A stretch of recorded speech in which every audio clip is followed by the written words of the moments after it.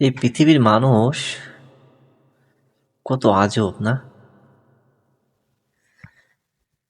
যার জীবনের যা প্রয়োজন তার থেকেও কয়েক গুণ বেশি উপার্জন করার জন্য হারাম হালাল কোনোটাই বিচার করে না।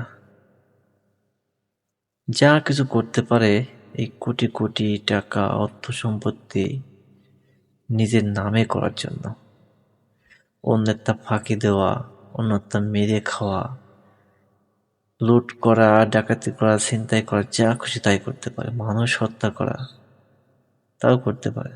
অথচ এই সম্পত্তি তার জীবনে কোনো কাজেই আসবে না। তাহলে হালাল হারাম না মেনে এত অর্থ সম্পত্তি উপার্জন করে লাভ কি, যদি না নিজের কোনো কাজে না আয় লাগে, যেটা আমি সারা জীবন ভোগ করতে পারবো না।